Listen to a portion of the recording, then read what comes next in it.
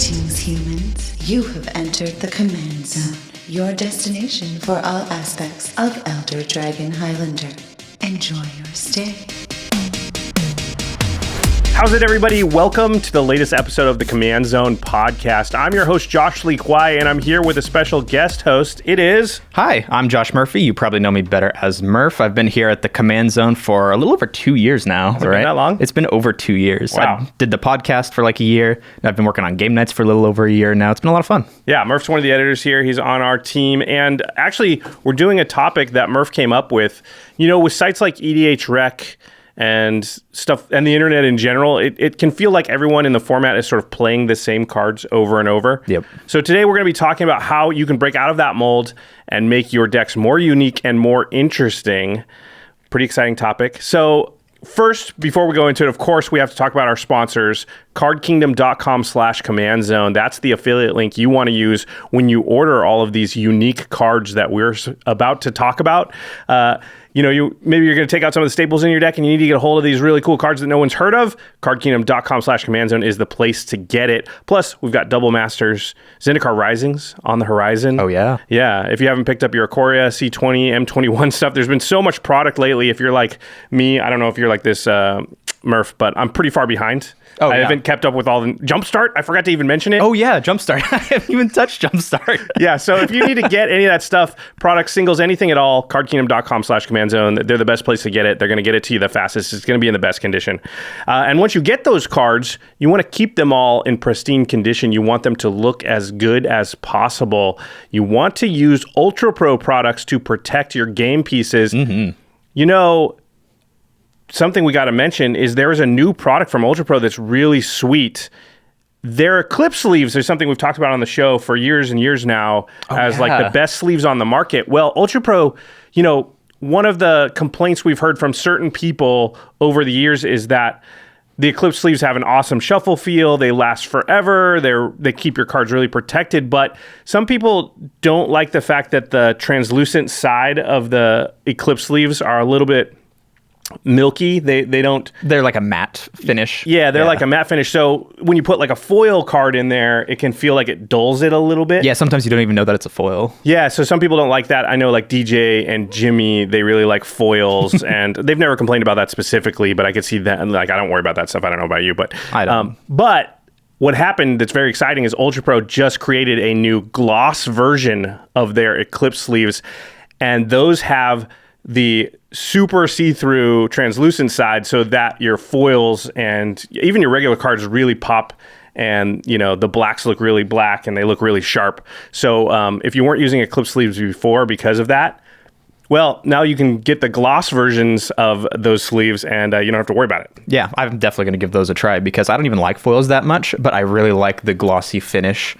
So I can see the card, make the card really pop, make it shine, see all the colors to it, so just be able to appreciate my cards to the fullest. In fact, we just shot the Zendikar Rising episode of Game Nights, and we got those new sleeves from UltraPro, and we could notice it on camera right away. Yeah, they look really good. Yeah, to the point where we were like, oh, we have to switch all the decks over to the gloss because we can't have like 2 of the decks with the old matte finish and 2 with the gloss because the cards are actually noticeably, you can see them better. So that's a big improvement. Yeah, so that's pretty exciting.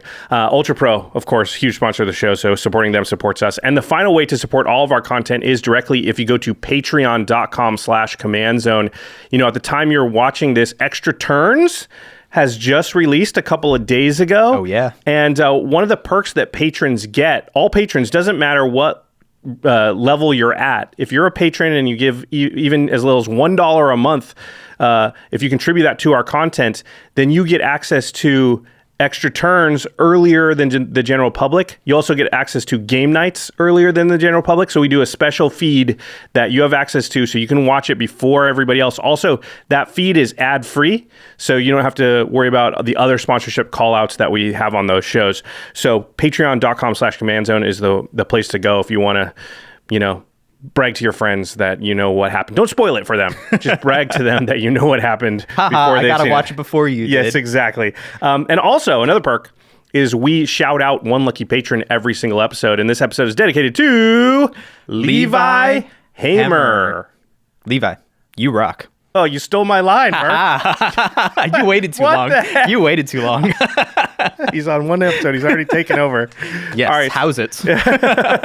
And one final thing that's really exciting that we got to talk about before we move into yeah. the main topic is that we have just launched a Kickstarter for our brand new Game Nights playmats. Take a look at these. Yeah, if you're watching it on video right now, we're holding it up.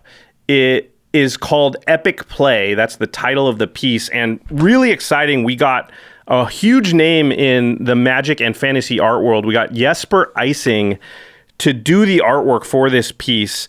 And Jesper, you probably just saw him on the most recent episode of Extra Turns. Oh, yeah. He's a huge Commander player, but also he's done really iconic art in Magic. He did Bitter Blossom, Tooth and Nail, Reliquary Tower, a ton of others.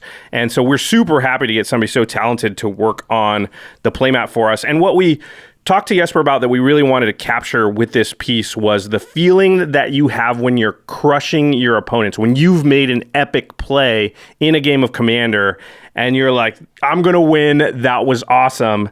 And so you can see there's a warrior woman riding a dragon and she's just got her hands raised and she's just like, yes, I did that. Which is exactly how you feel when you make an epic play. Yeah. It's a beautiful piece. If you want to get your hands on it, you got to do it right now. Do it soon because the Kickstarter is limited time only. So as soon as that campaign is over and the Kickstarter ends, that's it. We won't be taking orders. We won't be selling this playmat ever again. It's a one-time thing. We see how many people order. We produce that many. We send them out, and that's it. We never make it again. So don't miss out. Head on over to that Kickstarter. The links are going to be in the show notes. Just go down there. Don't wait because we hear every year from people, a couple months after the Kickstarter ends, like, hey, I forgot and I didn't get it. Can I still order it? And we make a promise. We're going to make this one time. If you're a fan of our content now and you're watching our stuff, we want this to be special. We also don't want to hold a bunch of inventory in like a closet over here at our offices. So get it now. Go into the show notes, click the link, place your order. Don't miss out. All right. Now let's get into the main topic. How to make your decks more unique. Murph, you're kind of our resident MTG hipster. I'll take that as a compliment. As far as like, you do have very unique decks. A lot of your commanders are commanders that, you pull out of the table and it's not Muldrotha. It's not Atraxa. It's not Marin. It's not the stuff that we see all the time. And that's not to be disparaging for people who play those decks. You just have a lot of, I'd say almost every time you pull out a deck, it's a commander that is something that like you just almost never see or very rarely see. Yeah. So it's pretty fitting that you're here and this was your topic idea. Why do you think people prize uniqueness? Why do you think, there's a certain subset of players that this is important to them? They want their decks to be unique. Well, I think that, first of all, variety is the spice of life. Just mixing it up, not playing the same decks, not going against the same decks over and over as well, is just something that I value a lot, and I know a lot of other people do as well. Like just self-expression, being able to show people cool things that you were able to put together that perhaps very few people or nobody else thought of is a really good feeling to do. Yeah, Magic often is about self-expression and sort of, I think Magic players also just like to feel clever and smart, right? Specifically Commander players, right? Yeah. Yeah. I mean, I think all Magic players, but yeah, Commander players maybe more than others. They like to do something that they thought of that nobody else thought of and that makes you feel smart. Like Magic draws smart people. It's a hard game to play. It's hard. Yeah. You also talked about this this idea of feeling accomplished when you manage to win or do well with cards that other people don't play. Yeah, you feel like you've overcome hurdles because if you win with a card that most other people like to win with, say Craterhoof Behemoth, at least for me. Oh yeah, Cyclonic Rift. I get yelled at a lot for it. So. Oh yeah, I know. Not that there's anything wrong with that, but for me, I just have a certain feeling of like, yes, I was able to overcome a lot of, I don't know. It's like you put in the work. You put in the work, yeah. You put in the work and you were able to put this machine together and you just feel proud of it. It's like your little baby. Right. I put in all this work and I did this thing that nobody else did or could do and it worked and I won and that's unique to me. Yeah. That makes me feel better than if I were to win with a Cyclonic Rift or with the Craterhoof Behemoth. I think also like unique cards are often synonymous with budget, right? Because unique often means just low usage. Mm-hmm. Like a card that could be like the only card that does what it does in Magic, but if everybody plays it, it's not seen as unique. Yeah. It's more seen as unique if you're playing cards that people are like, what is that card? What set is that even from? I've never even seen that. And so usually that means that that card is not expensive, because if no one's using it, then no one's trying to buy it. That keeps the price down, right? Yeah, that's not always true. Sometimes you'll get a random card from Legends that you want to play, but it's really expensive. But for the most part, yeah, they are pretty budget. So let's flip this around and talk about why people net deck. So why people run, I guess, what we would call not as unique cards. Why do you think people net deck? Well, net decks they're established decks. So when you're putting together a deck, a lot of people will go on EDH Rec, they'll go online and try to piece together a deck with pieces that they already know exist for that deck, right? So they'll look at the EDH Rec list and be like, oh, I gotta include that, gotta include that, gotta include that, gotta include that. And Soul Ring, Counterspell, exactly. Cyclonic Rift, Rhystic Study. So what ends up happening is you have a lot of staples in your deck, and yeah, you just end up playing with all of these cards that basically everybody else is going to be playing as well. But I think people do that for a lot of reasons. One of the reasons is staple cards are staples for a reason. They're powerful, right? They're good. Cyclonic Rift's a really good card, as it turns out. And a lot of unique cards, or what we would say, quote unquote, unique, are often seen as less powerful. Yeah. Now, I don't think it means that they're always less powerful, but contextually, they need other things maybe to be going on to sort of bring them to the power level of the staple cards. Whereas the staple cards often are cards that are just in a vacuum powerful by themselves. Counterspell, Rhystic Study, Cyclonic Rift, Soul Ring, Smothering Tithe, whatever the list is.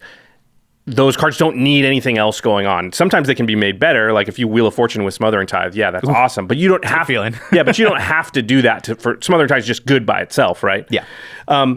So I think that's one reason people net deck. I also think it's not always about power.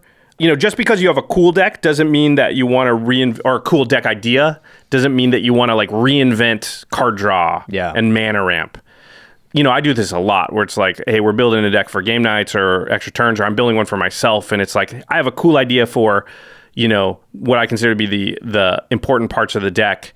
And for ramp and card draw, it's just like, listen, I'm just going to put Rhystic Study and Rampant Growths and stuff in to fill those roles because, yeah, maybe I could spend 6, 7, 8, 10, 12 hours really scouring the 20,000 cards in the history of Magic to find unique things that'll fill those roles.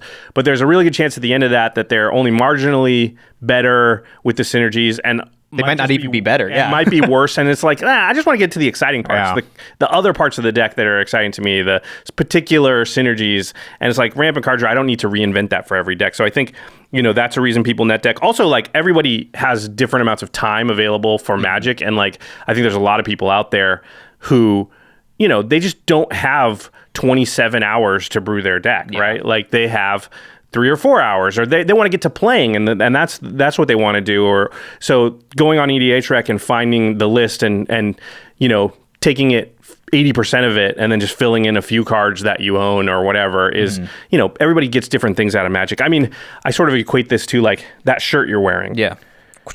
You like it, obviously, because you're wearing it. I'm wearing it. But you didn't stitch that shirt. No. You didn't knit it. Thank goodness. Stitching shirts is hard. Yeah. So, but that doesn't make that shirt any less cool to you. Yeah. Right? And then I'm just wearing a black shirt. Which is also pretty cool. I like black shirts. I didn't stitch it or knit it, but a lot of people wear black shirts. This shirt is not unique in any way, but that doesn't mean that like you're cooler than I am because you have a shirt that you picked out that you didn't stitch either. Yeah. But then let's imagine a person who knit together their own shirt. Like are they walking around being like, all these fools in shirts that they didn't knit? My shirt's awesome. The point I'm saying here is it's going to be important throughout this conversation to understand that we're not saying unique means better, right? Yeah. There's nothing inherently wrong with net decking and using staple cards, and there's nothing inherently superior in being unique. Don't judge other people for liking a different flavor of ice cream than you like, basically. Yep. Commanders. Because you don't walk around saying like, I knitted my shirt and you didn't, right? Which is kind of the equivalent, I would say, in life. Or, you know, the dinner you had last night, did you cook it? No. Jeez, what a loser. Yeah, I know. I didn't cook my dinner either, by the way, because I'm not a very good cook. So we're both losers, I guess? Yeah. No, so again, we're not looking down on anyone, and I don't think anybody should look down on anybody else. You know, I was at a GP a couple years ago, and during one of the games, somebody was winning, you know, it wasn't me, and one of the other players kind of looked at me, and he sort of said, oh yeah, 5-color good stuff, really original, because that's what the person was beating us with. And I just thought, you know, that's just an out you give yourself when you're losing to sort of complain about somebody, because that person's playing Magic, and it wasn't like there's no reason to be condescending or disparaging to them. Somebody was going to win the game, and I've lost many games to your unique decks, and I've lost many games to, Kyle and his super strong decks that run a lot of staples. And I don't think either person is like wrong there. Like, just because if that same person was beating us with super unique cards, I wouldn't feel like, oh my gosh, I deserve to lose because they're using really unique cards. Exactly. You know what I mean? So Magic is Magic. Commander's a wide open format. Just let people play their cards. Don't look down on other people for playing cards that you might not think are super unique. All right. But being unique can be fun. It can. It can feel really cool. So how to make your current decks more unique. That's the first category we're going to talk about. What's the first step you go to when you're looking at decks you already own, already put together, but you're like, you know what? I want to make my decks, or one of my particular decks, I want to make it feel unique. How do you start? So you need to take a look at that deck's strategy, right? You need to figure out, what does it want to do? How am I getting there? What is my end game for this deck? So let's take a look at a little bit of synergy cards. So let's say you're playing like a token or aristocrats deck, and you need some ramp pieces for it. Most people would just jam the rampant growth, the cultivates and stuff in there. Like I was just talking about. Yeah, not even take a second look at it. But what if you included a card like Growth Spasm? Let me read it. It's a 3-mana sorcery, so same mana as Cultivate. 2 and a green. Search your library for a basic land card, put it onto the battlefield tapped, then shuffle your library. Put a 0/1 colorless Eldrazi spawn creature token onto the battlefield. It has sacrifice this creature to add a colorless mana to your mana pool. So it's either Rampant Growth for 1 extra mana and you get an Eldrazi spawn, so you kind of get that mana gap back. Mm-hmm. Or it's Cultivate, where you don't draw the additional land into your hand, but you get instead the Eldrazi spawn token. Correct. So in a vacuum, Growth Spasm is a worse card than Cultivate, wouldn't you say? Yeah, in most decks, right? Yeah. But in a deck that cares about having a body on the battlefield, all of a sudden it can become better than Cultivate, because that extra token can maybe be doubled by a doubling season, or it can be sacrificed to, an effect that draws you a card. And yes, Cultivate draws you a card, but it's only land. Or like you've got Grave Pact effect or whatever. So now it kills one of everybody's creatures. So all of a sudden it can be better than Cultivate in certain decks. If you're running Grave Pact stuff, if you're running Skull Clamp type stuff already in your deck, then having Growth Spasm in that deck as well is just going to make the deck feel a little bit more cohesive, and it feels like it'll just play off of each other. The pieces will play off of each other a little bit better. And Growth Spasm is a card that we would consider unique, because definitely we don't see it that often, right? Most people are going to put Cultivate or Kodama's Reach into their deck in that slot, and this is a way to just have a slightly different card. Would you replace one of those Cultivates or Kodama's Reaches with a Growth Spasm? Probably. Mm-hmm. I see a lot of people run both Cultivate and Kodama's Reach, and it's basically the same card. And I don't know about you, but it's the exact same card. It's the exact same card. But I don't know about you, but I don't like running a bunch of duplicates of a certain type of card when it's the exact same mana cost, does the exact same thing in Commander. It just feels like not super true to the format of Singleton, at least for me. Nope, I do not have that feeling. I run Rampant Growth, Farseek, Nature's Lore, all 3 of them. Hey, at least those are slightly different. They're all the same though. They give you 1 mana head for 2 mana. I run Cultivate and Kodama's Reach. Yeah. The only reason I don't feel bad about it Sky Shroud, Claim, Explosive Vegetation, and what's the other? There's like 2 or 3 others. Yeah. Is because that's 4 mana, and I usually don't. At 4 mana, I don't want to devote that much to that slot. Yeah. All right. But that's an interesting thing, is to find sort of overlap or synergy with your deck, and that's a way to sort of choose different cards over other cards. Mm-hmm. I like that. I also put down here, try stuff out. I think there's, like, your decks can always be changing and always evolving. In any single game of Commander, unless you're like in a Commander tournament or something, which for us rarely happens. I think for most people, you're playing low stakes most of the time, right? You're just sitting down with your friends and you're playing. Yeah. It doesn't cost you anything for just like a few games to just switch out a couple of your staple cards for these other cards. Because there's all these cards when you're building your deck that you're considering. Yeah.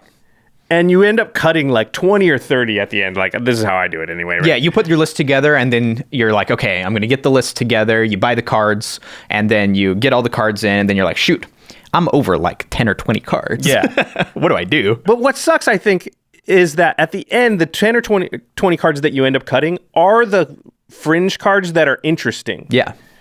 And a lot of times you're like, well, it's probably not going to work that great. I'm just going to put the Sword of Feast and Famine in over this other card because I know what that does and it's going to be good. Yeah.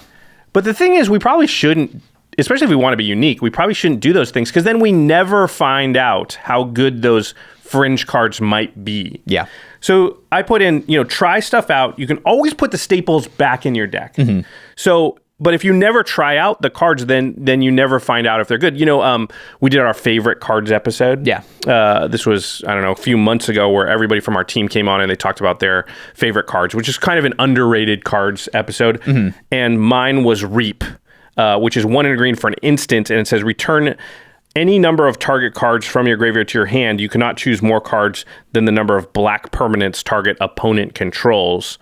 And this is a card I really like because in most games of Commander, somebody's playing black, and at instant speed, you can get, you almost never get less than 2 cards with it, which makes it awesome. But sometimes you get 5 or 6, which makes it insane. Which makes it so much better than Regrowth. Yeah, exactly. But this was a card that I thought about playing for a long time, and finally I did this thing where I was like, I'm just going to take Eternal Witness out of my deck and put this in its place and just see. Yeah. And then every time I drew it, I would think, okay, if I had Eternal Witness here, would I be more happy with my Eternal Witness or am I more happy with this? And Reap ended up being like far and away better than Eternal Witness, like in most cases. Not that I never ran into a situation where Ewit would be a little bit better, but almost always I was like, oh man, Eternal Witness is not a sorcery. It's only going to get 1 card. Reap is going to be a total freaking blowout here. And actually, there were games where, Reap caused me to win a game where I would lose. Otherwise, yeah. And almost never Eternal Witness was in a situation where it's like, well, if it's Ewit, I actually win this game. And if and unfortunately, I have Reap in my hand. But I could have easily found out Reap's not that great, and I'd rather would have you win. In which case, I would just switch it back, and what I do? I lost a few games of Commander, maybe. Yeah. So what? Yeah. So what? So. Try stuff out. What was your favorite card on that episode? So my card was Psychic Possession. It's a enchantment aura, 2 blue, enchant opponent. Skip your draw step. Whenever enchanted opponent draws a card, you may draw a card. So something that I'm noticing with both Reap and Psychic Possession, both of our cards, is they tend to have a really low floor, but they can also have a really high ceiling. And that tends to be the case for a lot of unique cards, right? Where you look at the card and you think, oh, man, this floor is really bad. What if my opponents aren't playing black? Reap is going to suck. It's going to be terrible. And that's also hard to evaluate how often that's going to matter. Exactly. Yeah. So like with Psychic Possession as well, you think, okay, well, how often are my opponents drawing those extra cards? So it turns out quite a bit, yeah. At least in my play groups. But yeah, that's something that you need to take a look at and just try it out.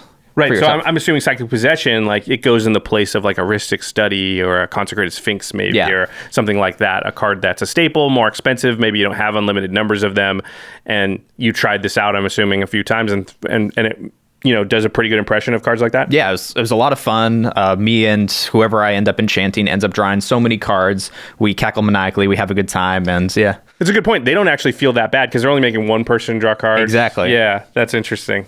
Okay.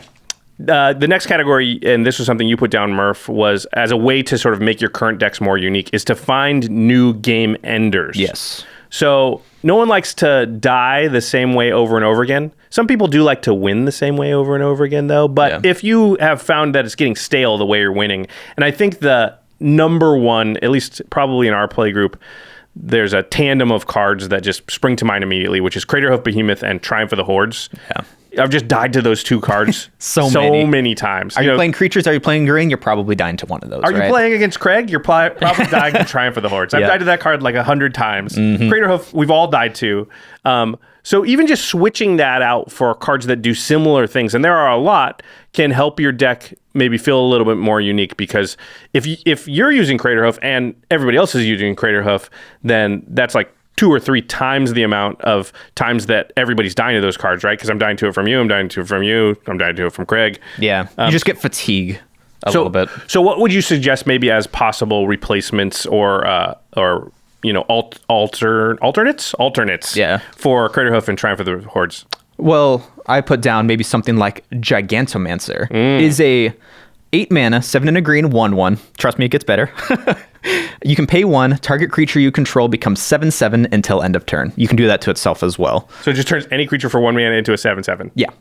Yeah. And you can hold it up. So you can attack with a bunch of 1/1s and then say, block, I dare you, and just hold the activation over people's heads. So you don't even have to do it. If they don't block, you could just pump one of them, save the rest of my mana to cast stuff. Yeah. It doesn't give trample, but it is a game ender card. but the lines that you end up going through in order to end the game end up being a little bit different, because with Craterhoof, you just play it, swing with all, you don't even think about it. Right. But with a card like Gigantomancer, it opens up other new play patterns that you might not otherwise have.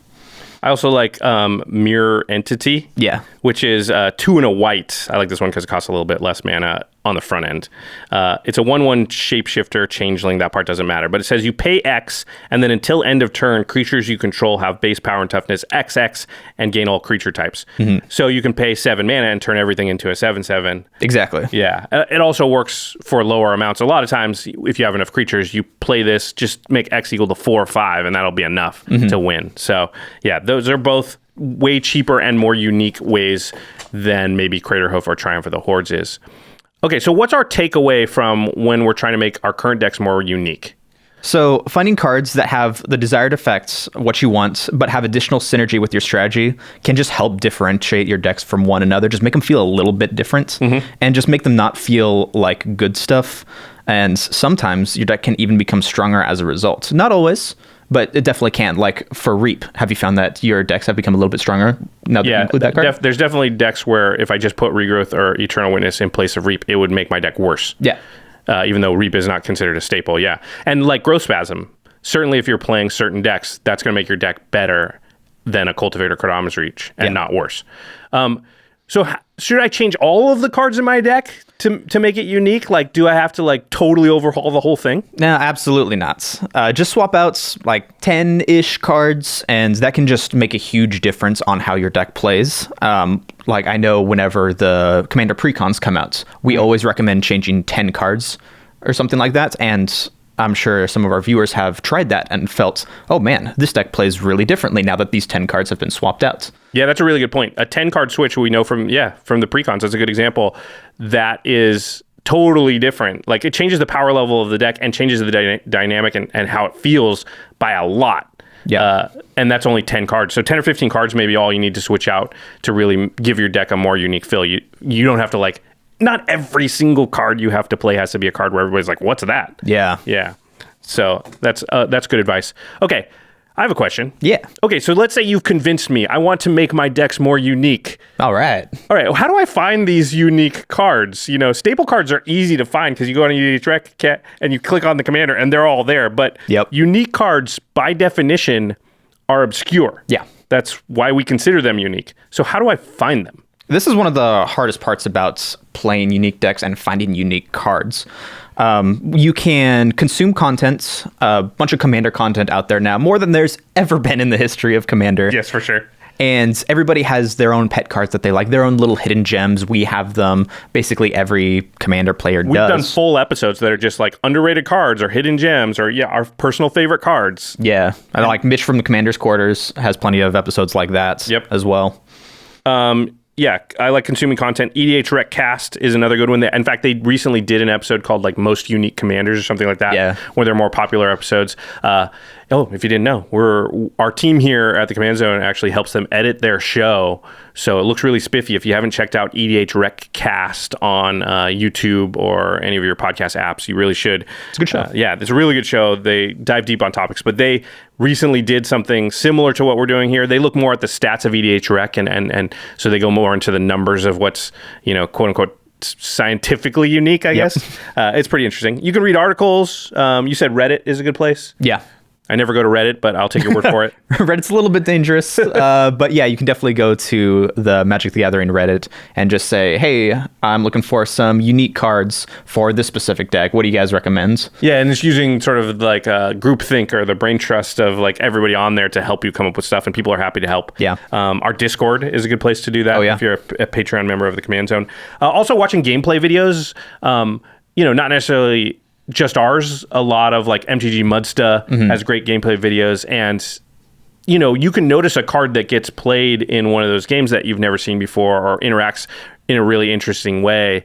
And I think that's a really good way to find unique cards because, if we do a favorite cards episode, like, I talked about Reap. Yeah. Well, all of a sudden, a lot more people are playing Reap because, a lot of people saw that episode. Whereas like a random card played in the middle of a game, on MTG Mudsta's channel maybe doesn't get as much of the attention because there's so many cards played in any given game, and maybe it's not even the card that like won the game or made the biggest splash. Yeah. And that can be a card that like is still really unique because there's not a lot of people watching it just like looking for that one unique card for that one deck, right? Yeah, and even like smaller Twitch streamers and content creators, like watching their stuff can be super awesome because you can see new decks, strategies, archetypes, or specific cards that you might not otherwise see. Yeah, our good friend and former Game Night, Olivia Gobert Hicks, is streaming Commander all the time now. Yeah. So I think she's Affinity Artifacts on Twitch. That's a good place to see what cards some clever magic minds are playing. Gatherer is a good place to look. Scryfall. Both of these allow you to kind of put in search parameters. So when I'm building a deck, I'll often type in something like leaves the battlefield in quotation marks. Yeah. And I just want to find every card in the history of Magic that cares about leaving the battlefield. And I just go through, because 20,000 cards, it'll take you forever to go through that. You just can't do it. But if you just do that, you'll get 15, 20, maybe 30, sometimes 50 cards. You can go through 50 cards, 100 cards. You can't go through 20,000 cards. So you're just looking to cull it down, and then you can manually click through each one. And a lot of times you're like, I have never heard of this card, but this card seems awesome in this deck. So just spending the time on Gather and Scryfall can be a good way to find stuff. They're both really robust search engines, so use the tools. They're there for you. Yeah. Also, there's this thing on EDH Rec. So EDH Rec is commonly thought of as one of the causes of, I'm going to call it a problem. It's not a problem, but a cause of the fact that like we're seeing some homogenization in the format as far as people are easier able to find the really good cards that everyone's playing because of EDH Rec, which I don't think is a bad thing. Knowledge is a good thing. It's just how you use it. But there are tools on EDH Rec's website to help you find unique things. And I think one of the good ways to do that is if you click on a card, there will be just below the card. Don't scroll all the way down until it's giving you the recommendations of what cards to add in. There's these little clickable links like right below the card, and there's a themes tab and there's a budget tab. So under budget, it says cheap and expensive. Yeah. The cheap tab is often a place to find really unique cards because people who are putting together their decks on a budget often are having to spend more time figuring out things like growth spasm and stuff like that, right? Because they can't afford the really high expensive cards. Everyone else is just like, I'm just gonna put Mana Drain in this deck. Why wouldn't I do that? Because I have it. Yeah, they're less likely to use the staples. Yeah, so a clever budget player has to be like, okay, I'm gonna really search through Gather and Scryfall. So they've done a lot of that work for you. Yeah. And then there's also the themes tab, which will be like, listen, I'm building a Layla, but I'm doing, some weird other not artifacts thing or not fairy tribal, and I'm doing Voltron Alayla or something. Yeah. And so you can click on the Voltron tab, and that's going to pull up different cards than like what most people are playing that commander as. So I think those are all good ways to find unique cards. Absolutely. All right, let's talk about pet cards. Yeah, so all of us have pet cards that we like to play. No, no. What are you talking about? And that's totally fine. But whenever you have these pet cards in all your decks, and if you have a lot of pet cards, your decks become a little bit homogenous. And it can do the opposite of what we're shooting for here, which is trying to make your decks unique. And having all these pet cards strewn throughout all your decks just makes them all feel a little bit samey. Like if you have a Vidalcan Ori in all of your decks? Yeah, something like that. It can feel a little bit samey. A little bit samey. I have a counter argument here. So I'd like to argue that like there's different kinds of uniqueness. So uniqueness can mean like a snowflake, like there's only one of it in the whole world. So that your deck that you have a deck on Blackblade deck, and there's like that's a very unique deck, and it's not like your other decks. Correct. Whereas I'm putting Vidalcan Ori in almost all of my decks, but there's also uniqueness as an individual. Oh. So there's this idea that like on-brand cards for, Vidalcan Ori is a very me card, and that's an understatement. Yeah. And so having a card that is very me and having a few cards that are very me across a lot of my decks makes all my decks feel very me. Oh. It doesn't matter what deck I'm playing against people. If I play Vidalcan Ori, they go, of course you play that, Josh. That's interesting. That makes it unique to me. Oh. So that actually gives it a uniqueness on the individual side. It's like Craig. Like if he needs to play some amount of Infect in his decks to sort of keep... To maintain that reputation, I guess is what to say. But a reputation of Infect Master. Yeah, exactly. I'm not saying that Craig has to do this, but when Craig does it, it's like, oh, here we go. He's Mr. Infect. And so that is a unique thing to Craig. Like if I play Grafted Exoskeleton, it doesn't mean the same thing as if Craig plays Grafted Exoskeleton. That's very true. It's way more unique when Craig plays it than maybe when I play it, right? It's unique to Craig. It's not like it's unique to that one of Craig's decks. Yeah. So I would say that pet cards can be unique to you if they really embody like your personality and it's people are kind of aware that this is a pet card that you just love and it's tied to you in some way. You can actually take a card that's maybe even more common. Like Vidalcan Ori is not, it's not uncommon. It's not a card that people don't play, but it's very much like when I play it, people are aware that Josh loves that card. And so it is unique in a way, I guess. Yeah. Okay. Yeah, it's interesting. I hadn't really thought about it like that. Well, so basically play pet cards however you want to in that case, because it can be unique or it can be not. Just play whatever you want. It's magic. All right. There are two main types of unique decks that we're going to talk about here. There are decks you build around a unique commander, and then there are decks you build around a unique strategy. Yep. So let's start with the first one, building around a unique commander. This is a deck built around a specific commander, and that commander itself is not common, is low usage, or is unique in some way. Yeah. Okay. So let's talk about sort of what we talked about at the end of the last section, which is how do you find a unique commander? We get emailed all the time or tweeted at. People are like, I really want to build a new deck, but I don't know what commander I should build. Do you guys have any suggestions? And usually this means they're aware that Atraxa exists, right? They're aware that Muldrotha exists. They're just looking for something more unique. Yeah, something a little bit different, something to maybe spice it up. And there's a lot of different ways that you can find these legendary creatures. Again, you can use Gather or EDH Rec, like we said before. You can use those specifically to find commanders. There's a random commander button on EDH Rec. You just keep clicking that. Next to the search bar in the top right corner when you go to EDH Rec, just to the right of it, there's like these two arrows, I think. And if you hover over it, it'll say random commander. So if you click that, it'll just bring up a random legendary creature. So you can sort of click that and just keep clicking it until you find something. Because that's going to bring up commanders you've never heard of quite often. Yeah. Yeah, that's a good one. There's also just going through your collection. I've done this before where, you just have a lot of legendary creatures if you've opened Magic cards or drafted or whatever that you've kind of forgotten about. And the great thing is when you're going through, you sort of find them. And I'll sort of go through and just stack them all up and then go through the stack. And then you own that card already. So it's easy to start building around it. Yeah, you can just start taking stuff from your collection, be like, I need this, I need that, I need that. And then go online and try to find some other cards to add to that. Yeah, those are good. I think Commander products every year is a good place to look for unique commanders too, which is ironic. But what tends to happen is so many legendary creatures come out all at once that people, the public, the community only pays attention to 3 or 4 of them. Yeah. Kind of get all the hype. And so like whatever the lowest, 3 to 5 are that nobody built around, those tend to feel really unique where it's like everyone knows that card existed, but they just looked past it and they went and they built, the Calamaxes of the world. But they totally forgot about the new Tygam or whatever. A lot of people might not even know that those things existed. They look at that and think, well, what sets is that from? This is the Dominaria problem as well. Because there's so many. There's so many legends from that set. Like Muldrotha's in the set, Joda's in the set. And there's a bunch of random legendary uncommons that you can still build around and have a great time doing so, but they're just often overlooked because of cards like Muldrotha and Joda.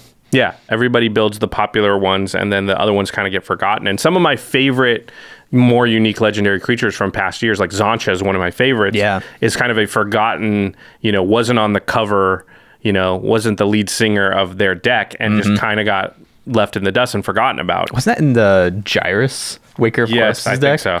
I've never seen a single deck in the wild of that card. Gyrus? Yeah. Yeah, I don't think I have you haven't either. Yeah, but that was our preview card, right? Yep, that was a preview card. This next way to find a unique commander is pretty interesting that you put down. It's look for off-color effects. Yeah. So as you mentioned before, I have a deck on Blackblade deck. So let me read this real quick. Pay attention to the mana cost. Yeah. It's a 2 white, blue, blue, black. So 6 mana, Esper, legendary creature. Deck on Blackblade's power and toughness are each equal to the number of lands you control. That's it. That's the commander. It says that, and there's no other text on the card. So it's an Esper cares about lands commander. Yeah. Side note, this is the very first rare I ever remember opening in a pack of Legends. Okay. Oh, you got a Legends version? Yeah. I just have a Chronicles version. Yeah. Well, I mean, I had it, but I don't have it anymore. Yeah, but I don't know if it's the first rare I ever opened. It's the first rare I ever remember opening. A Dakon looks really cool. You can look at the art right now. It's one of the sweetest arts in history. It looks so awesome. So anyway, Esper cares about lands. So What makes this so... I mean, undoubtedly it is unique, but what do you think makes this feel so unique? Well, let me really quickly read another card that's very similar to Dakon. It's a Molimo Morrow Sorcerer, 4 green, trample, and Molimo's power and toughness are each equal to the number of lands you control. So it costs 1 more, but it's basically the exact same effect, but in green. And something like that just doesn't really appeal to me. But why does Dakon appeal to me? It's just because of the colors. It's funny because Molimo is not a commander you ever see either, right? But I agree with you. If I saw it, I don't necessarily know that I would think it was unique because the Molimo deck's in green, and it's going to look like your Azusa decks, like your Lord Windgrace decks, like your lands matter, Nina big and ramp. Den decks. Like I already know that deck. It's Burgeoning Exploration, all the Ramp Ghosts, the Cultivates, Wayward Swordtooth, all the same stuff. Maybe a few equipment thrown there. You know, I did a Twitter poll, I don't know, a couple weeks ago, and this is of my Twitter followers or people that can see my posts sometimes on Twitter, but still, 40% of people said they had a Lands Matter decks. 40%. And I had like a lot. almost 10,000 responses to the poll. So it wasn't like a really small sample size. So it feels like everybody has a Lands Matter deck. Now you answered, I think, in the affirmative because of Dakon. Because of Dakon. But I doubt most people were answering because of Dakon. They were answering because they have some sort of green, red, or Jund, Gitrog monster, something like that, Lands Matter decks. Whereas Dakon being an Esper is really what makes it unique. Mm-hmm. It makes you think outside the box. You got to get creative for how you want to put lands into play. Like you can run land tax and stuff like that, but that's not ramping you. Right. You're still playing 1 land a turn, so how are you going to get those extra lands into play? Yeah, you have to play some pretty unique cards that get you. Obviously you have Mitch's favorite, which is Wayfarer's Bauble, and Solemn Simulacrum, and a few other things that do see a lot of play. But then there are also all these weird cards. You have like this weird Golem or something in there that like... I have like Walking Atlas. Yeah. That's like tap, put a land from your hand into play. Esper colors, as it turns out, are really good at drawing. So make sure you just have a decent amount of card draw in there, then use cards like Walking Atlas, and that can help you ramp. It's very unconventional ramp, but it's ramp. That's cool. I think we find that a lot of unique commanders are actually doing something that other colors could do. Yeah. But they're just doing it in colors that normally aren't known for that thing. Mm-hmm. So here's a good example you put down. Kelsian the Plague. He's Mardu, a red, a white, and a black. Speaking of, this is one of the C20, right? Yeah, C20. C20 not face commanders. Mm-hmm. So proving our earlier point. So there you go. Yeah. He's a legendary creature, Vigilance Haste. He gets +1/+1 for each experience counter you have. You can tap him, deal a damage to target creature you don't control. When that creature dies this turn, you get an experience counter. So it's sort of a Tim. A lot of people thought I was, going to be very excited about this card, but it's in Mardu colors. So it's not in blue, which is the best untapping color. Mm-hmm. And green, because you get Seedborn Muse. Yep. So it has other hurdles that it has to jump through, kind of similar to Dakon, honestly, in that you're going to have to play some probably unique cards. I think that's part of what causes this, right? So Molimo, we talk about as something that it doesn't feel unique to us because it's not because Molimo itself. It's because the cards that commander is going to cause you to play is just going to be the shell that we've seen a lot. Yeah. Whereas the cards that Kelsian or Dakon cause you to play are going to be a shell that we don't see a lot. Mm-hmm. Exactly. Yeah, very interesting. There's another way, so it's not just off-color effects. So you can find a unique effect on a commander, and that will help you build a unique deck. If the commander itself is just doing something that's weird, right? Yeah. So here's a really weird one. Another one from Legends. You just really like Legends. Don't you love Legends, though? Yeah, Legends is the a great first set I ever bought a booster pack for. Legends is great. It was around before you were born, right? Don't tell them that, though. All right, so it's 6 mana, 4 a white and a blue, 4/1. It's got a lot of text on it. Enters the battlefield with 7 dream counters on it. Remove a dream counter from it to add a colorless mana. You can also remove a dream counter from it to prevent the next 1 damage that will be dealt to Rasputin. And at the beginning of your upkeep, if it's untapped, put a dream counter on it, but it can't have more than 7 dream counters on it. So that is a lot of weird text. It's caring about damage prevention. It's caring about counters. It makes mana. It makes mana. It's caring about ramp, and it's in blue and white. It's actually, I've seen a couple of Rasputin decks. They're pretty cool. Usually you blink Rasputin a few times so that you get the counters back and stuff like that. But it's definitely doing a lot of interesting stuff. You can do interesting things with the damage prevention too. So, yeah, that's just a weird card, right? You can't think of another card that's like Rasputin. Yeah. One that I personally built, Ramses Overdark, also from Legends. I'm biased here. 2 blue, blue, black, black, 4/3, tap, destroy target enchanted creature. Target enchanted creature. Enchanted creature. It's a weird effect. Cares about auras. You got to have something that's enchanted. So you're going to end up building a blue and black aura-based deck, which is not something that I see super often. I don't know about you. Usually green and white are the aura-based decks. What's the blue and black like Rancor equivalents? Because doesn't every color have something like that where once it goes to the graveyard, it goes to your hand? Whatever that is, play that in that deck. Launch and... Oh, I can't remember the black one. I'm sure you had those in your Rams deck. I do have them in the deck, yeah. Here's one that I don't think is a deck that nobody's seen before, but it is low usage. Yeah. But it's unique in the effect. So it's Grenzo Dungeon Warden. I played this on an episode of Game Nights. It's red, black, and X for a 2/2 Goblin Rogue, but it enters the battlefield with X/1/1 counters. So if you pay 4 mana for it, it's going to be a 4/4. But it has an activated ability. You pay 2 and put the bottom card of your library into your graveyard. If it's a creature card with power less than or equal to Grenzo's power, put it onto the battlefield. So it cheats cards from the bottom of your library into play. Yeah. It also does cheat cards into your graveyard, which can matter for other cards. But this is just like bottom of library matters. Such a unique effect. Yeah, it's just not an effect there's a lot of support for and a lot of cards that care about or do anything with. So that just makes Grenzo kind of default unique because that's just a thing that we don't see very often. Yeah, and there are some cards that do synergize with it. Like, what other commander are you going to play Junk Troller with? Yeah, exactly. Like, just nothing. I think Grenzo's the only one where you'd even think about doing something like that. Yeah, and a whole bunch of the cards in the Grenzo deck are just cards you would just not play in most decks. So, yeah. Here's a new one which we wanted to prove the fact that like it's just not because cards are old. It's not just from Legends. Yeah, cards from recent can have unique effects. This one's really weird. I've never seen this deck in the wild yet. Yeah, Tongarth, First Mates. 2 red and a green, 5/5, can't be blocked by more than one creature. Whenever an opponent attacks with one or more creatures, if Tongarth is tapped, you may have that opponent gain control of it until end of combat. If you do, choose a player or planeswalker that opponent is attacking, and Tongarth is attacking that player or planeswalker. So Tongarth attacks during your opponent's attack steps. Which is really weird and a really unique effect. Yeah, I can't think of another card that really does that. Yeah, like Corona False God is the closest thing, but it's still not quite the same, right? No, it's not because they get control of it at the beginning of their upkeep, right? During their turn, yeah. And so, yeah, Tongarth's just a really weird card. You still get to choose what Tongarth's attacking, too. Yeah. So it's hard for them to like, haha, I'm going to run this into something that just eats it. Pretty, but they have control of the creature. Yeah, it's super weird. It's so bizarre. Yeah, I'm not even sure how you build that deck, but it does have a very unique effect. I wanted to ask a question here because as we were going through this, and as we always do, right, it's similar to like our card draw episode and mana episode. We try and define a term. Mm-hmm. Unique is hard to define. Like, why is one thing unique and one's not? Like Feather, the Redeemed. It's it was our preview card a couple years ago now.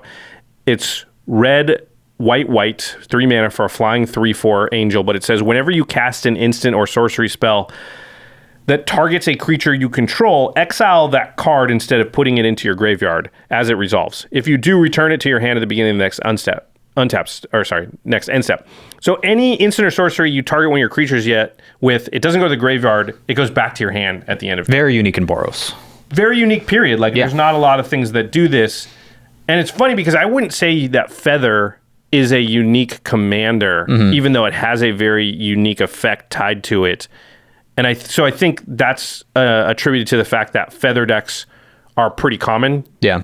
Like, you do see it a decent amount, right? Yeah, you're likely to play against Feather decks if you go to like a GP or something. You're just likely to see that deck. Whereas deck on Blackblade, I've literally only ever seen your deck, and I've played against people from all over the world. Yeah. I'm sure other people do have that deck, but it's just, the chances of coming in contact with it are pretty rare. Yeah, it's much lower. Whereas Feather, it was a while ago now because of the pandemic, obviously, but the last GP I went to, I have a Feather deck, and I played against at least 3 other Feather decks during the weekend. Yeah, and so it was just, it's a deck that you see a lot. Or Niv Mizzix or something like that would be a deck you see a lot. Like, there's certain decks you see a lot.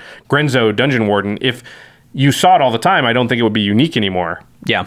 Just if a commander necessitates that you run unique cards, that doesn't automatically mean that the commander itself is unique. Part of it is like how often you see that. It's a weird thing to think about, right? Yeah, it really is. Unique is hard to define. Okay, really quickly before we move on to the second way to build a unique deck, which is decks built around a unique strategy. We wanted to tackle the question or what's the difference between unique and jank?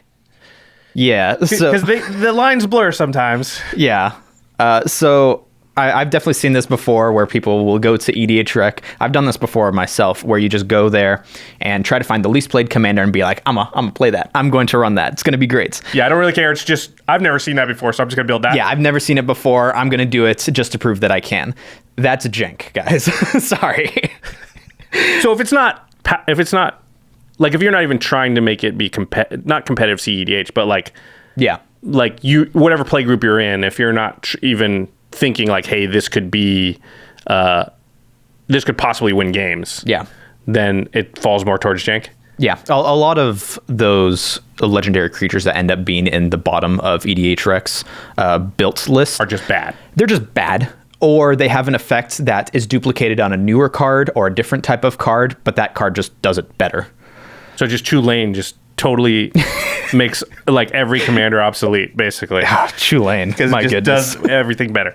Yeah. Okay. So uniqueness doesn't imply a lack of power. It just means that the power is coming from cards that people don't see very often. Yeah. Whereas jank kind of does imply a little bit of a lack of power. Yeah, definitely. It definitely does. All right. Let's move to the second way to build unique decks, which is building around a unique theme or strategy. So there are many deck ideas that are unsupported by the current crop of legendary creatures, right? Or they're unsupported in certain colors, which is kind of like what we said with off-color effects and commanders. Yeah. So for these, you're going to probably have to find a commander that's not considered unique necessarily, but you utilize that commander in a unique way. Or maybe you don't even use the commander at all. I have a few decks like this. Yeah. It's just kind of giving you the colors you need to play the type of deck that you're trying to build. Like 5-color Nekusar, you use Chromat, right? Right, exactly. Ooh. And Chromat is not really ever cast. Every once in a while it happens, but I'm not building the deck around what Chromat does. Chromat's just like a 5-color commander. Everyone's like, why don't you Child of Alar or something cool? Because Chromat's awesome, guys. Yeah, exactly. And Murph, you said that you think this is the hardest one to do. This is harder than building around the commander. I think so, because the commander, if you build around a commander, it'll say, hey, I want to do this type of thing. But if you're building from the strategy up to the commander, you have to come up with the entire strategy of all 99 cards before you come up with a commander. And I think that's just way more difficult to do. All right, so let's talk about decks that are a unique strategy. So I have the Tim deck, where like I've actually changed the commanders. It used to be Riku of 2 Reflections. Oh, really? Yeah. And now it's Ludovic and Kaidel. Yeah. And I could change it to any teamer colored commander, and it wouldn't really matter that much because the commanders don't come into play that often. Yeah. Riku was fine because there are some wizards, and every once in a while that would matter. And then obviously Ludovic kind of does have some synergy with like drawing that extra card sometimes, and Kaidel does tap to add mana. So that's why I switched to it. I felt it was a little better, but it at least does something. I've considered Maelstrom Wanderer in the deck because giving haste is important for all the tappers. Yeah. So there's a bunch of different options, and I've considered a lot of them because the commander itself doesn't actually matter that much. Yeah. You have a really interesting deck, which I'm going to call the Color Change deck or Sleight of Mind deck. It's all about there's cards that change the words on cards. Yeah. So if permanently. Yeah. Sleight of Mind was the first one of these, I believe. Yeah. And from Alpha. Yeah. And did we pull that card? No. Okay. Nah. It's like it's an interrupt, I think, but it's an instant that basically says you choose a color word. So, white, blue, black, red, green on a card, and then you change that to a different color. Yeah, so all instances of that color word are now a different color word. So like if somebody has a Sword of Feast and Famine, I know this sounds really weird. Yeah. If somebody has a Sword of Feast and Famine attached to their creature, you could say, oh, I want that to say protection from green and red now instead of green and black.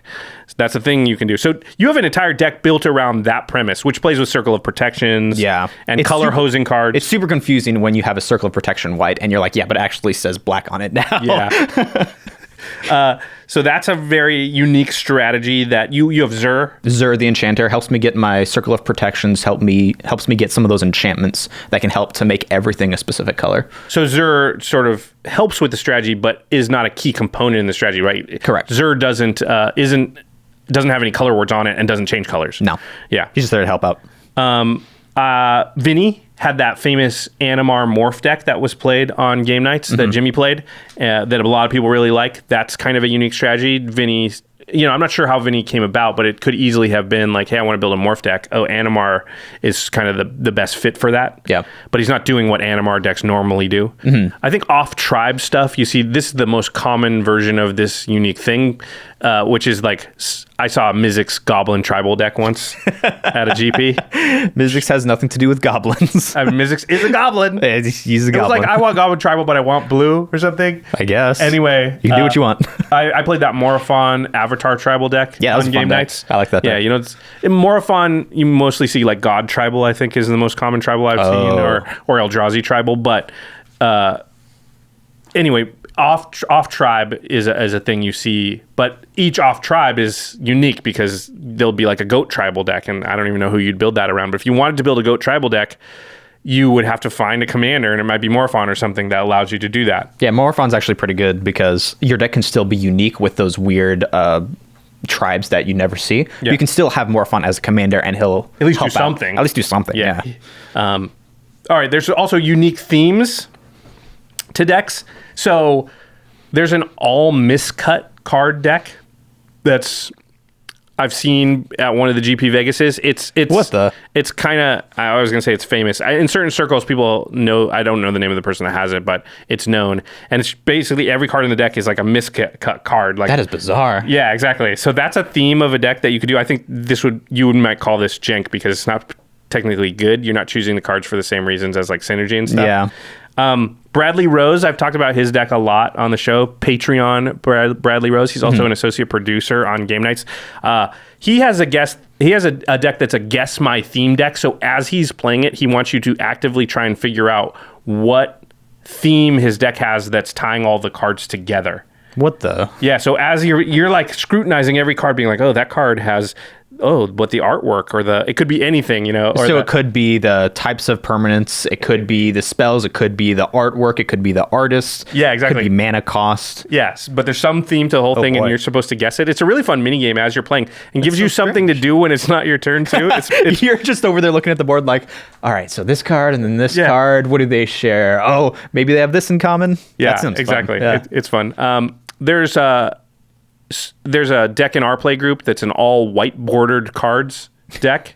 And the deck's actually fine. It's not like It works. It's not jank. Yeah, I think because there are a lot of whiteboarded cards in Magic, so your card pool is still pretty big, and you can still have cards that work together. It's not like the cards are just randomly chosen. They still have some synergy. 10 years of Magic to go Yeah. off of, yeah.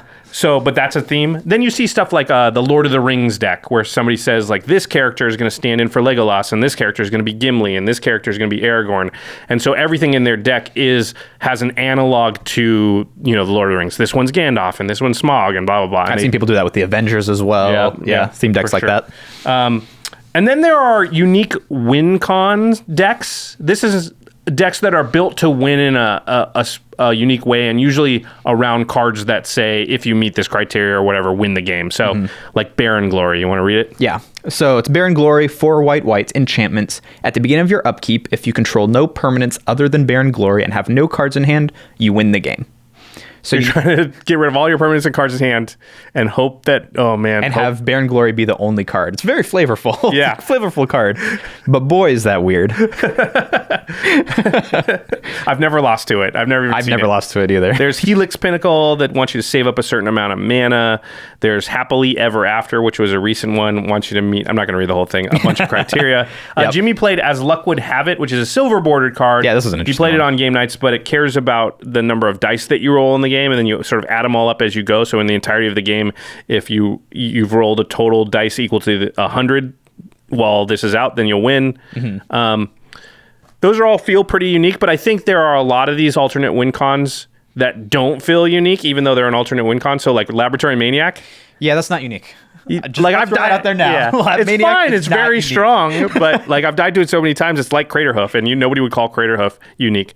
There's Thassa's Oracle, Even better. Yeah, also not unique. Approach of the Second Sun, Felidar Sovereign. Those have been around and used enough that I feel like they don't feel as unique. But so I just want to make that point because I don't want people to think like, oh, if I have an alt win con in my deck and that's what my deck's trying to do, that will be unique by default. I don't think that's necessarily true. If you see it a decent amount of time, like Approach to the Second Sun or Felidar Sovereign, it's just not that unique, and people can tire of seeing those alt win cons It pretty just easily. feels like Triumph of the Hordes at that point. Right? Yeah. Which is fine, and we're not saying that's bad. It just won't meet the unique criteria. I do think alt win cons in and of themselves tend to become ununique pretty quickly. Yeah.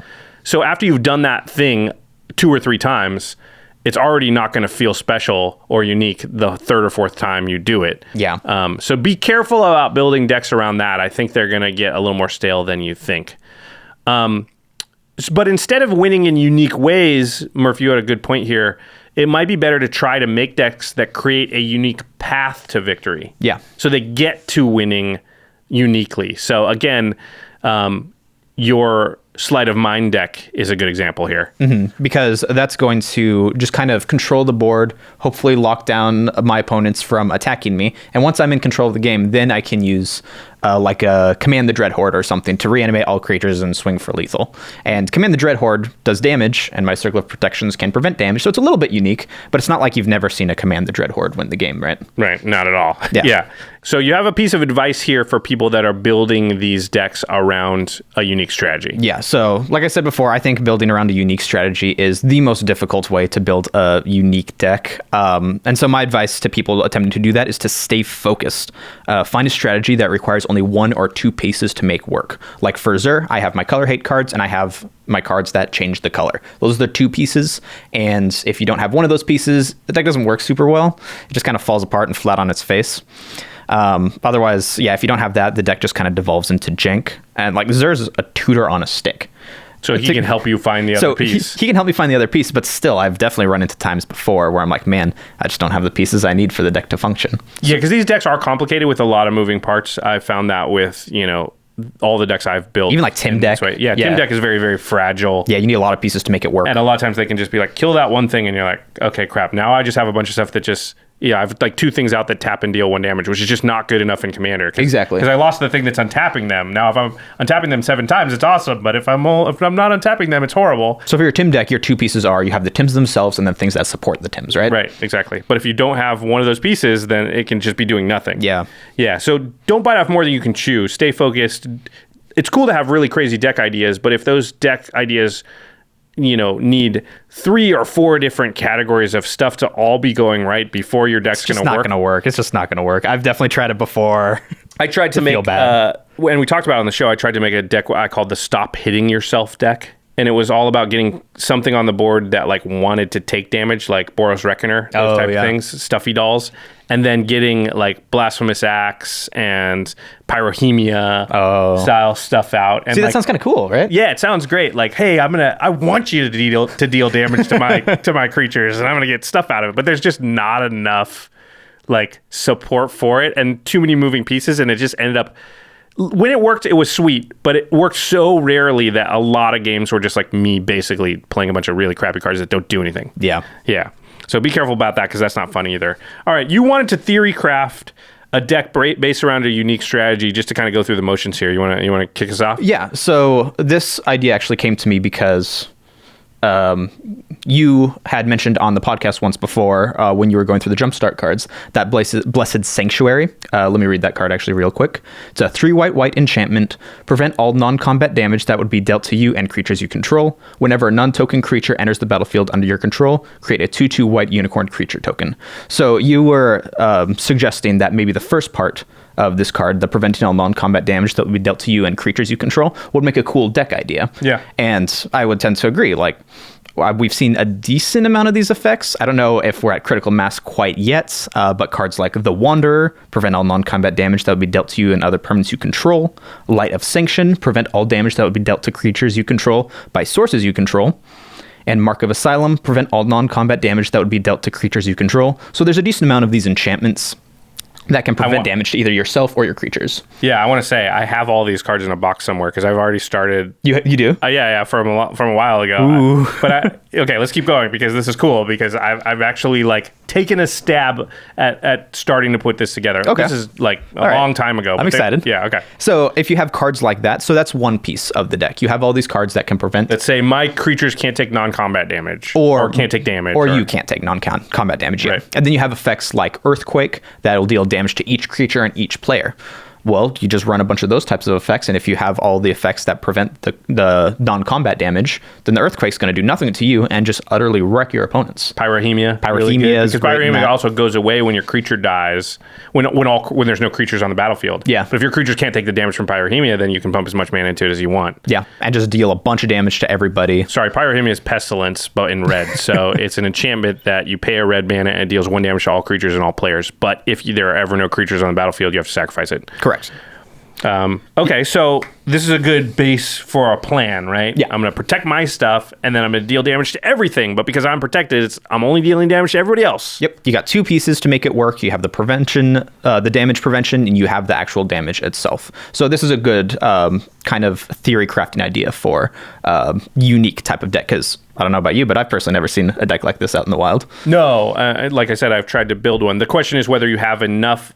So you're 2 categories. Yeah. Are there enough cards in each category to make it work? Because if there's only, damage prevention, how many of those are there? Yeah. 5. That's not very many. Yeah. Deal damage to everything. Okay, there's a lot of that. You could easily. Yeah, we know we have the Earthquake effects down. Yeah, you can get 10 or 20 of those without too much work, but it's the damage prevention thing. And then you're like, okay, well, how good is my deck if I don't get if I can't stick a damage prevention card onto the board? And there's some of them are fragile. The Wanderer is pretty fragile, right? Yeah. People can attack it. So. That's just why we're theory crafting. We're not building the whole deck, but those are things to think about. Mm-hmm. I like this example. It's good. It's unique. Who would you maybe run as the commander in a deck like that? I had thought of 2 possibilities. We need Boros colors because red for the damage and white for the damage prevention for sure. Oh, it's Boros. It's already going to be an awesome deck. It's going to be great. So like Tajik Legion's Edge, it's 1 red white. Mm-hmm. The important text on it says prevent all non-combat damage that would be dealt to other creatures you control. So that automatically has the text on it itself. So maybe something like that would help a lot. Yeah, it doesn't protect Tajik, but it protects other creatures you control. So at least for a one-off thing, Earthquake or whatever. Yeah, you can Earthquake one-off. Yeah. So maybe something like that wouldn't be bad. Or Savine, the Chronoclasm. This gives you blue, so I like it already. Yeah, this gives you blue, and it has the text on it, prevent all damage that would be dealt to Savine. And it does other things with graveyards, but who cares? We're not building around that. So, but it might just incidentally matter for a few cards. It's true. Maybe a couple flashback cards. That is also like building. It's kind of like building Animar Morph deck, which is like you're using the text from the card, but maybe a different part, or using the text in a different way. So most Savine decks build around whenever you cast an instant or sorcery spell from your graveyard, you copy it. Yeah. Most Savine decks build around that. Most kind of ignore the prevent all damage that would be dealt to Savine. Yeah. But if you're building around the first part and just the second part's incidental, that could be unique, right? Yeah. What if you had, I think the card's Pariah? Yeah. Where if anytime you take damage, that's in the stop hitting yourself deck. Anytime you take so you enchant a creature, and anytime you take damage, the damage goes to that creature. You just have great ideas. Because putting that onto Boros Reckoner was like so cool. That was like what I wanted to do. Or there's that High Priest of whatever. Anytime it takes damage, you destroy a permanent. Mm-hmm. So it's like white and black from one of the Ravnica. So the idea was to like give that thing indestructible and Pariah, and then just be like, come at me. Love all your stuff. It's gonna be great. That happened like once in 20 games, so it wasn't. Yeah. All right, let's go to some closing thoughts here. Well, go ahead, Murph. They're your thoughts. I'll let you close. Sweet. So making your decks unique is challenging. It can take a lot of work, but I think it can be very rewarding because even if you don't win, showing up to the table and watching everyone go, oh, what's that do? Yeah. What's that do? Is when they take out their phone and take a picture of the card, like, I need to remember that. That's when you're like, I won. That's the ultimate mark of like, yes, I did it. When somebody's like, oh, I like that card. Let me take a picture of it with my phone. Because that means they saw it, they think it's cool, they think it's unique, and they want to put that in decks as well. Yep. It's totally worth it. But like we said before, don't look down on people for just playing, say, a Yarok deck with a bunch of enter the battlefield triggers. Even if your deck's way more unique than theirs might be, you're not any better than them. And you guys are both there to play a game, play Magic, have a lot of fun, and yeah. Yeah, I think that's a really important part. It's cool to be unique. You should not look at yourself as superior if you consider yourself more unique than somebody else. Exactly. Because it's all in the eye of the beholder, too. Uniqueness is, like we said, is so hard to define. Like, when I was like in high school, I'd go to summer camp every year. And at summer camp one year, there was this kid. His name was Caleb. And he was from Australia. Mm-hmm. He had lived in Australia for like, I don't know, his whole growing up, and then they moved to the States. And so he had this really cool accent. Yeah, Australian accents are sweet. Yeah. They sound so cool. So at summer camp, he was like super unique because he was literally the only kid there with a sweet Australian accent. But in Australia... that kid wouldn't be unique at all. Everybody talks like that, right? So he wouldn't be unique for that. He might be unique for other reasons. Obviously, Caleb was a cool cat. But uniqueness is so much in the eye of the beholder that is Caleb like looking around being like, all these idiots, they don't talk like that. Okay, that's a really bad Australian. He's saying, crikey, nobody's talking like I do. Caleb's now crocodile. All right, all the Australian people there are just like, yeah, that's not a knife. But Caleb wasn't looking at everybody else being like, they don't have a cool accent. Or maybe he was. They're all, this American accent's sweet. I don't know. I didn't ask Caleb about that. But don't like looking down on other people for what you consider to be uniqueness. Like I said, it's the shirt thing all over again. Yeah. It's just, it doesn't make any sense to me. Be unique, feel good about it, feel good for your accomplishment of coming up and finding things that other people haven't found. But don't look down or condescend to them because they are playing, Cyclonic Rift in their deck. That card's really, really good. Exactly. Yeah. They could have looked down on you for being like, why aren't you playing Cyclonic Rift? Well, because I think it's boring. Okay, I get it. But like your card evaluation might be off. Yep. All right. To the listeners, what's the most unique deck that you have that you're proud of? What cards do you play in that deck that make it really feel interesting and special to you? We'd love to hear in the comments on Twitter, email, patrons. You can post on the Patreon post, comment there. If you want to get your hands on cards like Growth Spasm, or if you want to build this cool Savine, prevent damage, deal damage deck that we just theory crafted, or any other cards we talked about, go to cardkingdom.com/commandzone. Use that affiliate link when you're ordering your Magic product, singles, anything at all. You really are supporting this show and all of the content we produce. And then when you get those cards, you want to protect them, put them into a nice Satin Tower deck box. UltraPro has these new, it's called the Mythic Collection deck boxes, these really fancy, like stitched boxes. We'll probably put some on screen right here that have they have the Planeswalker symbol like stitched into them. They look really classy and fancy. And super plus, premium. They also came out with the new gloss versions of their Eclipse sleeves, which have the truly translucent, what is it? Just glossy side of it. What do you call that side where I see the card? Yeah, because it's not the card back; it's the card front, I guess. Whatever, you know what I'm saying. It makes your cards look like you're looking at them through like really clear glass. You can just see everything. They're great for foils. I know that's been a thing people have been asking for. So UltraPro really does sponsor all our stuff, and supporting them does support our stuff as well. All right, let's move on to the end step where we talk about something cool outside the world of Magic. I have something. Oh, cool. What do you got for us? So there's a new podcast I've been listening to. It's called Wild Tech. Okay. It's kind of a podcast about the wild ways and interesting and unique ways that technology is shaping our culture. The first episode, did you ever play World of Warcraft, I did Murph? not. Have you played any MMOs? You're not an MMO guy? Not an MMO guy, sorry. Okay, well, Jimmy, if he were here, he would He would be like, yes. He would relate to this because he was a big World of Warcraft player. So the first episode is this really interesting. There was in World of Warcraft around like 2005. Oh, I think I know what you're talking about. that? Yeah, I think I know what you're talking about. So there was a bug in the game. I know what you're talking about. So they released like a new dungeon, like an instance, and it was a raid. So you would go with your guild or whatever, your alliance. No, I think it's guild in World of Warcraft. And you would go and you would do this raid, and the final boss had this ability called Corrupted Blood that it would cast on characters. And if that character was near other characters, it would spread this corrupted blood to them. So what you had to do is like all stand in a pile, and then when one person got it, they had to run as fast as they could away from everybody else, and the healers would heal them until the corrupted blood went away. But the corrupted blood itself had a bug that they didn't know about when they released it that would cause player pets. So like the warlock demon that it raised, or the hunter would have like its pet. If the pet got corrupted blooded, I think this is how it worked. It would keep the status. And you unsummoned it. And then you went back, you beat the boss, you won, you got the loot, then you went back to town. If you resummoned your pet, it would have it.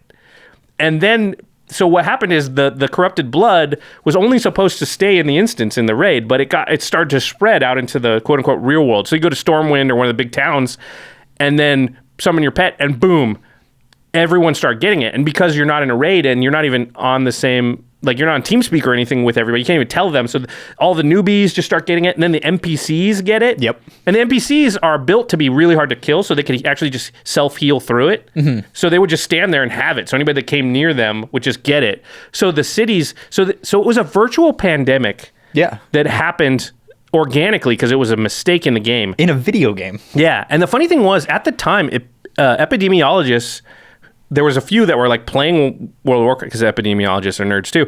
And they like studied the pandemic in the game, and like, because it was showing real human reaction to a pandemic. Yeah. And like, they've now been using that study to like inform some things about like COVID and things. That's insane. Yeah, right? World of Warcraft actually has some relevance to the pandemic that we're in today. Well, and as you listen to the episode, like it's amazing. They'll start talking about, well, so when the pandemic happened in World of Warcraft, this is how certain people reacted and what happened.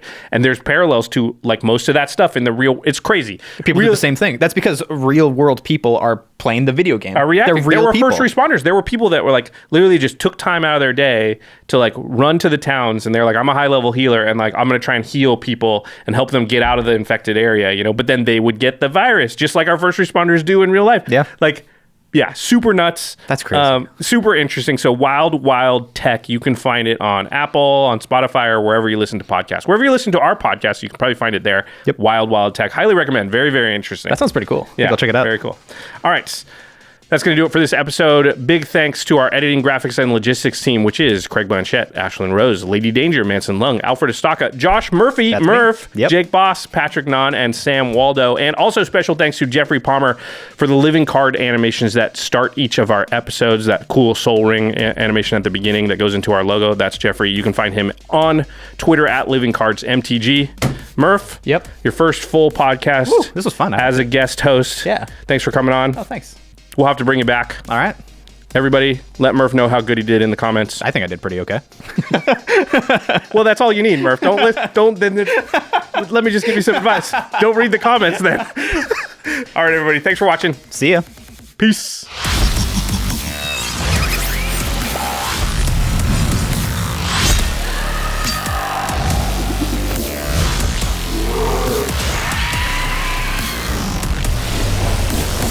Thank you for your attention. For further inquiries, send an email to commandcast@rocketjump.com or ask us on Twitter @JFWong and @JoshLeeQuai. See you later, alligator. Greetings, humans.